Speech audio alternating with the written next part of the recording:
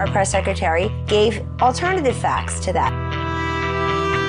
My goal in this deposition was to be truthful, but not particularly helpful. Welcome to Unspun, the podcast that makes you better at finding the truth.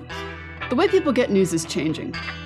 It used to be that there were many reporters who would research stories and write articles, but now politicians and famous people share information directly with you on social media and the internet.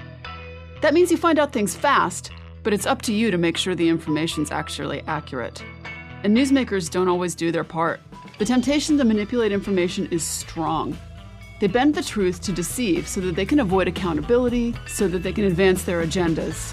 When you recognize these agendas, you can sometimes find out what's real. And we're at a crossroads where anyone can share anything online, so it's important to sharpen your critical thinking skills. Finding that deception before it goes viral is pretty much a survival skill now, and we're going to do it together. Let's get unspun. Hello, truth seekers, and welcome to this week's episode of Unspun. We've seen a newish phrase arise from media critics in this election cycle, sane washing. That means covering someone in a way that hides curious or concerning things about the way they're talking. And that made me think about what we as journalists do when maybe we want to quote people. So in today's episode, I'm going to break down for you the decisions that journalists make when they're listening to someone and trying to extract information from what they said, and how that could actually lead to sane washing. Before we get going, though, I want to ask you a quick favor. If you're listening and you've ever gotten any value out of Unspun, I would really appreciate it if you would go in right now in whatever podcast app you're listening to and just leave a rating. When shows get good ratings, it does help with their discoverability, but more importantly, it makes it easier for me to book great and interesting guests. So if you have just a couple of seconds to leave a rating or maybe a minute or two to write a short review, I would really appreciate it. Okay, let's get unspun. We call them quotations in print and on the web, and they call them sound bites in broadcast stories, but they always do the same job, which is to get the actual words of a newsmaker in front of an audience. And it's something that I've been teaching students how to do for more than 20 years. I thought I'd give you a little idea of how that lesson goes. The first thing I'd tell you, as well as my students, is that quotations are not magical. They aren't any kind of protection for you, and they're not some sort of must-have in a story. But they do some important jobs in news. First of all, they help to put the credit or blame for what is said on the person who said it. If I quote you directly with quotation marks, most people would agree that there's an understanding that the words inside those quotation marks are special and do reflect exactly what the speaker said. That direct quotation is putting all the onus on you, the person whose words are inside the quotation marks, not on me, the person who's writing it down. A journalist would want to include direct quotes when their source is saying something that's opinionated, when they're saying something in special words that give insight into the character of the speaker, or when they say something kind of risky. So for example, if a source says that he thinks the neighborhood has gotten worse since that church homeless shelter moved in, some people might find that offensive. So I might quote that source directly to make it clear that it was the speaker's words and not mine. Second, I tell my students that quotations are helpful because they make a story more credible. They tell the audience that you did interviews and were careful to get down what the person said. Third, quotations can help make a story more dramatic. So for example, someone who wrote out a hurricane in a manufactured home is probably going to have a better and more picturesque way of describing that experience than I might if I'm just imagining what it was like, or I did interviews and I asked them and then I changed their words. So they can kind of help to make a story more dramatic. They can also make a story less dramatic. For example, if you're doing a story about test scores in schools in your area, often you will interview someone from those schools. And those people can be really great at speaking in a lot of what we might call edubabble, or education jargon that's hard to understand. So including that quote will just suck all the life right out of the story. Finally, quotations are also helpful because they can reveal the speaker's personality, maybe the strength of the emotion that they're feeling right now, and that kind of first-hand information from your source is irreplaceable. How does all of this relate to sane washing, though? It has a lot to do with the way journalists are trained. Imagine, if you would, that you're interviewing somebody and they have a little grammatical slip. Maybe they say something like, "Yeah, me and her are going to celebrate our win later." Grammatically, that should be she and I, right? But should you, as a journalist, just correct that and leave quotation marks on it? Do notice that there's a little bit of an ethical question here, because if I put down exactly what they said, the way they said it, I could make them look ignorant. And that may be a little bit unfair. I mean, it's true. But on the other hand, I feel like all of us make these sort of informal grammar mistakes when we're talking, and maybe we don't need to see that printed in black and white for the whole world to see. So maybe I'm being mean. So should you clean up that little grammatical slip? As I tell my students, technology has in some ways answered that question for us. So a lot of stuff that you would find quoted in print or on the web are now in video form as well. So you can find them online or on social media. And because of that, your audience is going to know that you changed something but left it inside the quotation marks. And that can be a giant hit to your credibility. And even if technology had not answered that question, the Associated Press has also weighed in on this. The Associated Press is not the Society of Professional Journalists and its code of ethics, but it does offer a set of rules and practices that many professional journalists adhere to. And the AP says you should never alter quotations, even to fix those minor grammatical slips. There are a couple of limited exceptions. So, for example, they say that you can make changes to things to put them in what they call AP style. This is a set of rules for how you write things that are going to make them consistent for other AP members who might use your article. So just as an example, I live in the U.S. state of North Carolina, and our governor is Governor Roy Cooper. Now, I just said the word governor, Governor. AP style says that when you write that, if it's a title, it should be written GOV period as an abbreviation. So if you are quoting me, you would go ahead and just write GOV period inside of the quotation marks. And that's because it's really just a matter of how you're transcribing what was said, but AP sees those as being the same words. So you could make that change, but you wouldn't make wording changes because, as I tell my students, quote means contract. It's an agreement between you and the audience that the words are the same. So AP suggests you avoid altering quotes for meaning. For example, a lot of times when you ask someone a question, they will answer the question without putting a subject in the sentence. If we're doing that test scores story, we might have had somebody who said, when I interviewed them, quote, "We're really happy about how they did this time," end of quote. In a quotation, I could choose to clarify what they were talking about by inserting in brackets the word students. So it would read like, "We were really happy with how bracket students bracket did this time." And AP says, you can do that, but almost never should you. Like I said, quotations are not magical. And so sometimes you need to get a source into a story, but you don't need to quote them directly. And sometimes, and really I should say a lot of the time, it's actually better not to quote them because they just don't say things in a nice, easy to understand way. In that case, and I've been teaching this for more than 20 years, you would go to a paraphrase, and AP agrees on this too. In a paraphrase, the writer is restating what the source said, but in maybe better words, and these words are then attributed back to the original source. A paraphrase is a little bit less credible than putting the words actually in quotation marks because you're asking the audience to trust you, the writer, in using good judgment. And what I think is happening with sane washing is that people are thinking that writers who are paraphrasing and condensing are using too much judgment to the point where it becomes bad. I think a lot of people understand ideas like greenwashing, where companies try to appear eco-friendly if they're not, or maybe sports washing, where a country might use a fancy sporting event to detract from their bad record on human rights. In sane washing, the accusation is that the media is taking something that's messy or maybe harmful and packaging it in a way to make it seem more palatable.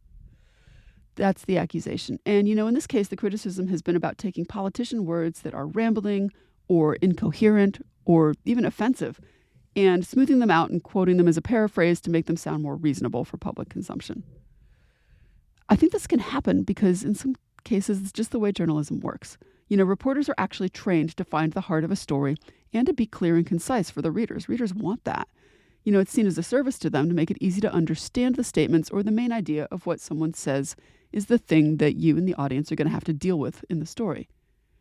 So honestly, AP tells you, and I will tell you at journalism school, that if someone is saying something with difficult to parse or understand speech, you don't quote them, you paraphrase them.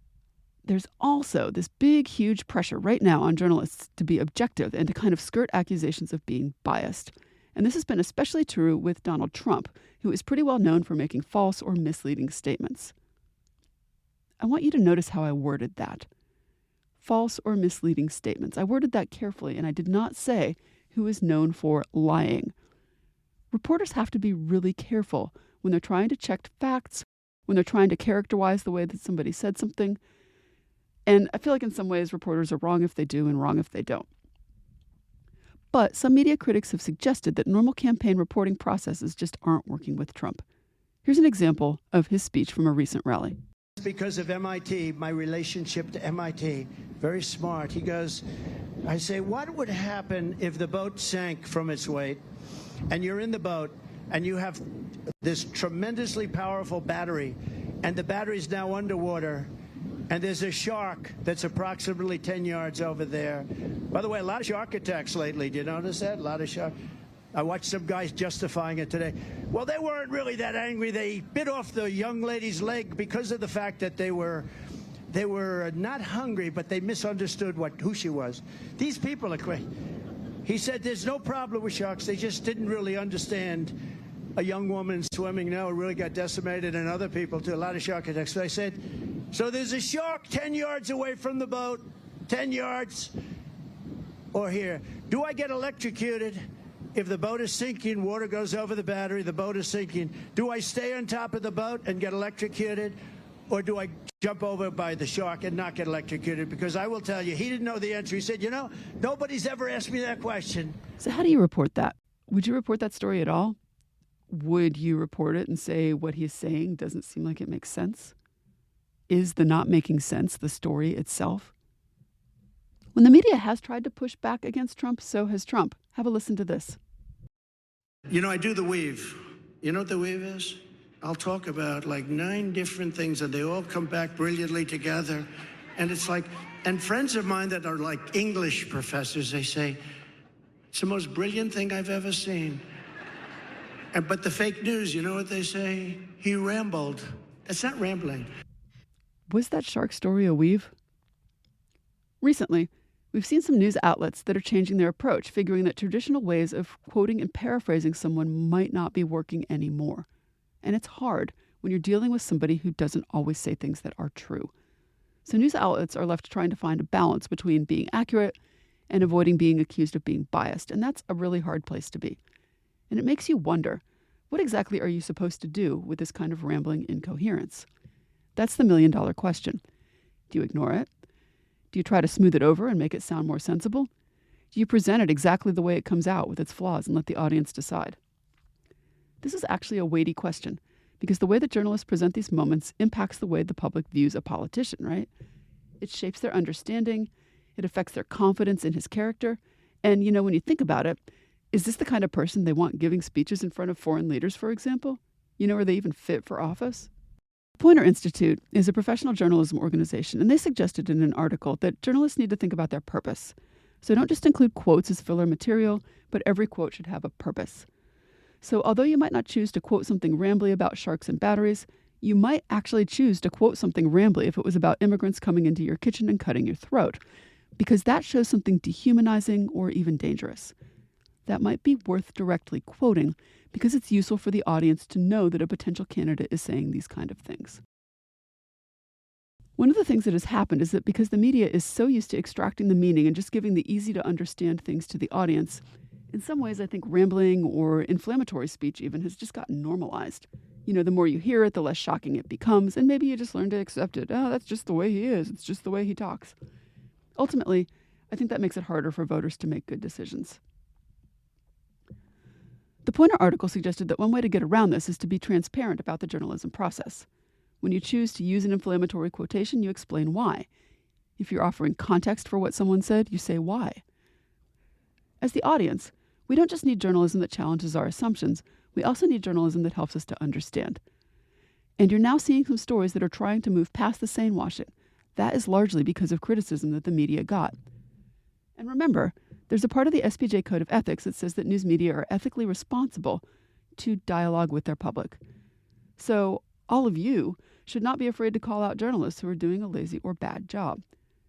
And honestly, now that the media is running some of those extended clips, those speeches, it lets us in the audience hear some of the rambling and some of the questionable claims. You know, reading it is one thing, but actually hearing it kind of makes it more real. Late-night comedians, surprisingly, have done some of the best job of this. Now, they're playing for laughs, of course, but it's also been a good place to actually hear these longer quotes. And hearing these gives you a much better understanding of what reporters are dealing with when they're trying to cover someone like Trump. It's a powerful reminder that sometimes the best way to fight misinformation is to just present the truth, even if it's messy. Doing that is, of course, trusting the audience to draw their own conclusions. We, as news consumers, need to remember that we have a responsibility to be critical thinkers, and I hope that's why you're here. I think the complaints about sane washing are actually a positive sign, right? It shows that people are paying attention and are concerned about what political discourse is like. I appreciate you, truth seekers. Thanks for getting unspun with me this week. Unspun is a production of me, Amanda Sturgill, and is a proud member of the MSW Media family of podcasts. Send me your thoughts and ideas about trickery in the news on Gmail at TheUnspunPodcast@gmail.com. I even write back.